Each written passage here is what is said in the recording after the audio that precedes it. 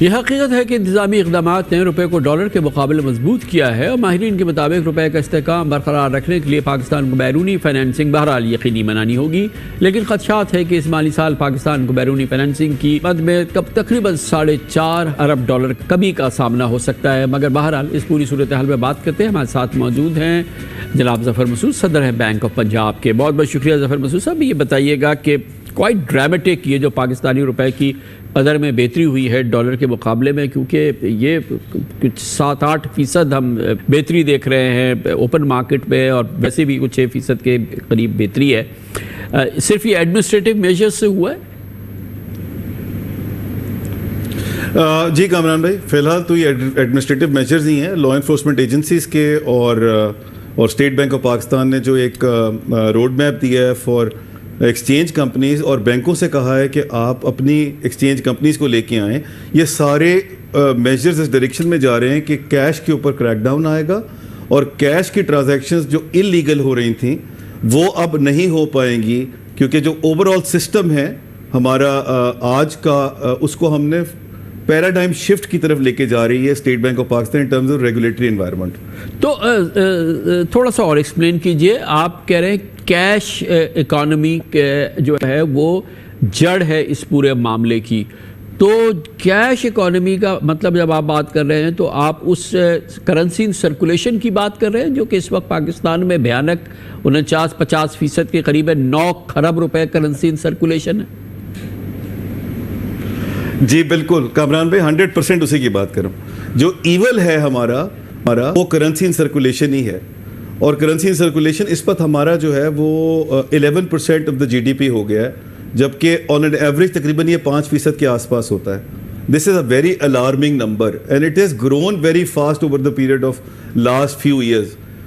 Much faster than the rate at which the deposits have grown. ہمارے deposit کو 12% کے قریب گرو کیے ہیں، یہ تقریباً 20% سے زیادہ گرو کیا ہے ان دا last decade or so. This is a very alarming situation, and اس کرنسی ان سرکولیشن جو ہے یہی ایک بہت بڑا امر ہے ہماری انفلیشن کے ایسپیکٹ میں بھی، اور یہ جو کرنسی کا پورا بزنس ہے، چاہے وہ اب میری حد تک کامران بھائی یہ ہورڈنگ، اسمگلنگ اور کرنسی یہ سب انٹر لنکڈ ہیں، اور یہ ساری کی ساری جو جڑ ہے وہ یہ کرنسی ان سرکولیشن کے اندر چھپی ہوئی ہے۔ تو اس کو تھوڑا اور ایکسپلین کر دیجئے، یہ بتائیے کہ ایکسچینج ریٹ کو کیسے متاثر کرتے ہیں؟ جی کامران بھائی، ہوتا یہ ہے کہ جب آپ کے پاس کرنسی ان سرکولیشن بڑھنے کا ریزن آپ نان ڈاکیومنٹڈ اکانومی کی طرف جاتے ہیں۔ جب آپ نان ڈاکیومنٹڈ اکانومی کی طرف بڑھتے ہیں تو پھر آپ کے پاس آپشنز بڑھ جاتے ہیں کہ آپ کس طرح جو ہے اپنے پیسے جو ہے اس کو سائفن آؤٹ کر سکتے ہیں، اور پھر جب آپ اس کے لیے جو سب سے بڑی ریکوائرمنٹ ہوتی ہے وہ یہ ہوتی ہے کہ آپ ڈالر خریدیں مارکیٹ سے، اور آئیڈیلی کیش ڈالر خریدیں یا حوالہ ہنڈی کے تھرو کیش دیں، اور اس کے اگینسٹ کیش لے لیں کسی اور کنٹری کے اندر، تاکہ آپ کے جو کیش آپ کے پاس سرکولیشن میں ہے اس کو آپ اب اس کرنسی میں ڈال دیں کہ جس میں ایک تو آپ کو زیادہ سیکیورٹی بھی مل رہی ہے ملک سے باہر، اور دوسرا یہ کہ اس کے اندر ریٹرن بھی بہتر ہے in comparison to the other returns which are available in the market for the saving purposes۔ تو اس طرح سے گویا کہ یہ جو کرنسی ان سرکولیشن ہے، جو ہماری کیش اکانومی ہے، یہ اس وقت اگر آپ کے نزدیک یہ ایک بہت بڑی جڑ ہے مہنگائی کی، انفلیشن کی، پھر اس کی وجہ سے انٹرسٹ ریٹ کی، اور اس کی وجہ سے ہمارے ایکسچینج ریٹ کی، گویا کہ یہ ناسور ہے ہماری معیشت کا currency in circulation. G absolutely Kamran بھائی، میرے خیال سے جو اس وقت سب سے بڑا ہمارے لیے مینس ہے وہ کرنسی ان سرکولیشن ہے، اور اس میں جس قسم کی گروتھ آئی ہے اوور اے پیریڈ ٹائم وہ بہت ہی الارمنگ ہے، اور اس کو ہمیں اس کا ایک کوئی نہ کوئی سلوشن اور ٹیکل کرنا پڑے گا۔ آئی ایم ویری گلیڈ کہ ہماری لا انفورسمنٹ ایجنسیز نے اور ریگولیٹر نے اس پہ بہت اچھا موو کیا on currency side,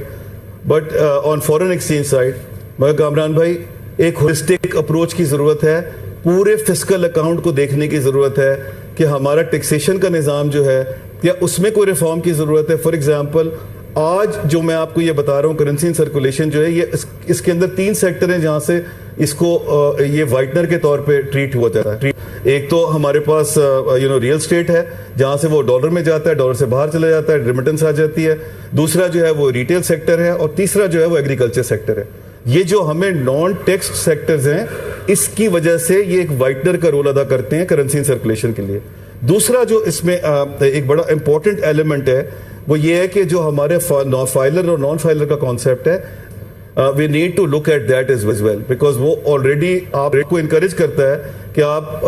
formal sector سے باہر رہیں اور نان فائلر رہ کے بے شک زیادہ اماؤنٹ دے دیں ٹیکس کا, لیکن آپ ایز اے نان فائلر رہیں. تیسرا جو سب سے امپورٹنٹ ایلیمنٹ ہے کامران بھائی وہ یہ ہے کہ جو ہمارا سوشل کانٹریکٹ ہے گورنمنٹ کا اور پبلک کا وہ بڑا کمزور ہے for encourage people to come into taxation net. ہمیں وہ ذرا اپنا سوشل کانٹریکٹ جو ہے نا اس کو بہتر کرنا پڑے گا. وہ دو طریقے سے ہو سکتا ہے کہ یا تو گورنمنٹ ایسا موو کرے کہ لوگوں کو ٹرسٹ ہو جائے کہ یہ پیسے جو ہیں وہ اسی چیزوں پہ لگ رہے ہیں جس کے لیے وہ لیے گئے, یا جہاں پر لوگ یہ ذمہ داری لے لیں اور the combination of two. تیسری سچویشن یہ ہے کہ لوگوں میں بھی یہ ریئلائزیشن پیدا ہو کہ یہ ہماری ڈیوٹی ہے کہ ہم جو آج سڑک پہ ٹریول کر رہے ہیں یا ہم جو آج اور فیسلٹیز یوز کر رہے ہیں گورنمنٹ کی, ہمیں اس کا رینٹ دینا ہے ان دا فارم آف ٹیکسیشن. یہ ایک بہت بڑا امر ہے جو آج لیکنگ ہے, اور وہ سوشل کانٹریکٹ, وہ ایک بانڈ جو ہے وہ ڈیولپ ہونے کی ضرورت ہے بٹوین دا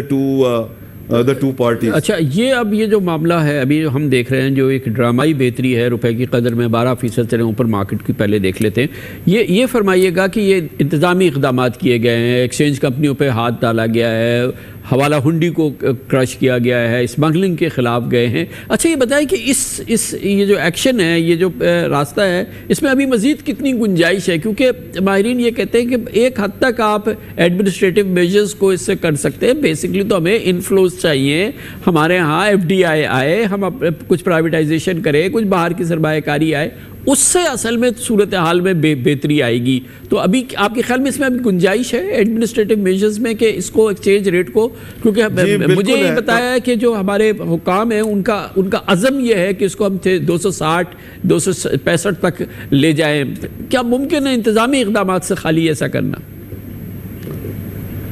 اچھا دیکھیں کامران بھائی, اس میں 3 باتیں آپ نے کی ہیں. ایک تو میں ایک اور آپ کو بات بتا دوں کہ ویسے تو ہمارا جو امپروومنٹ ہے ڈالر روپی کے اندر وہ تو بہت ہی اسٹرانگ ہے, مگر ڈالر اسٹرانگ ہوا ہے in comparison to other currencies in the world as well. تو اگر آپ امپلائڈ دیکھیں گے کہ ہم نے کتنا گین کیے ہیں grounds, it's actually much more than what is right out there in front of us. Secondly جو آپ بات کر رہے تھے کہ یہ 260 265 ہونا چاہیے, وہ کوئی ہوا میں نمبر نہیں آ رہا, اس کے پیچھے ایک بیک گراؤنڈ ہے. وہ بیک گراؤنڈ یہ کہ ہم RER کے جو ریئل افیکٹو ایکسچینج ریٹ ہوتا ہے, جو ایک میجر ٹریٹ کیا جاتا ہے کہ آپ کی کرنسی کا ایک آپٹیمل لیول کیا ہونا چاہیے, وہ آج 91% ہے اس کا, اس کا مطلب یہ کہ تقریباً 8% کی وہاں روم اویلیبل ہے. سو دیر فور اگر وہ ٹارگیٹ کر رہے ہیں کہ 60-65 ایڈمنسٹریٹو میجر سے آنا چاہیے, تو یہ بالکل صحیح ٹارگیٹ ہے اور اس طرح ہی ہونا چاہیے. جو تیسری بات آپ نے کی کامران بھی, وہ بہت ضروری ہے. وہ یہ ہے کہ یہاں تک تو آپ ایڈمنسٹریٹو میجرز اس کو لے آئیں گے, لیکن اس کی جو سسٹیننس ہے, اس کی جو سسٹینیبلٹی ہے, وہ صرف اسی وقت انشور ہو سکتی ہے جب آپ کے فلوز بہتر ہوں گے, جب آپ کا over all current account deficit جو ہے, اوور آل انویسٹمنٹ جو ہے, آپ کا جو فورن ڈائریکٹ انویسٹمنٹ ہے, اس کا نمبر بہتر ہوگا. تو ایڈمنسٹریٹو میجرز تو آپ ایک حد تک تو اس کو کھینچ کے لا سکتے ہیں, لیکن اس کے بعد جو ریئل میجرز ہیں وہ اسی وقت بینیفٹ دینا شروع کریں گے جب وہ فلوز آئیں گے اور آپ کی کرنسی جو ہے وہ ایک لیول کے اوپر سٹیبلائز ہو جائے گی. کامران بھائی, میں اس بات معاملے میں ہمیشہ سے یہ کہتا رہا ہوں, میں دوبارہ ری انفورس کروں گا کہ ہماری تمام پرابلمز جو ہیں وہ ہمارے فسکل اکاؤنٹ کے اندر ریسٹ کرتی ہیں. یعنی کہ ایون دی ایکسٹرنل اکاؤنٹ کا جو پرابلم ہے وہ بھی ہمارے فسکل اکاؤنٹ میں ریسٹ کرتا ہے, بیکاز آج ہم نے اپنی امپورٹ سبسٹیٹیوشن کو سبسیڈائز کیا ہوا ہے, اور سبسیڈائز کرنے کا نتیجہ یہ ہے کہ ہم آج اپنے ریسورسز ضائع کر رہے ہیں ان دوز انڈسٹریز کہ جو ہمارے کرنٹ اکاؤنٹ کے اوپر بوجھ ڈالتی ہیں امپورٹ کے تھرو, اور جو ایکسپورٹ کا ایریا ہے جہاں پر لائٹ انجینئرنگ ہے, IT ہے, اور اس طرح کے دوسرے شعبے ہیں جن کو ہمیں مین اسٹریم میں لانے کے لیے سبسڈی دینی چاہیے. یا ایون جو ہمارا آبجیکٹو ہے کہ ہم ایک بجلی جو ہے وہ ایک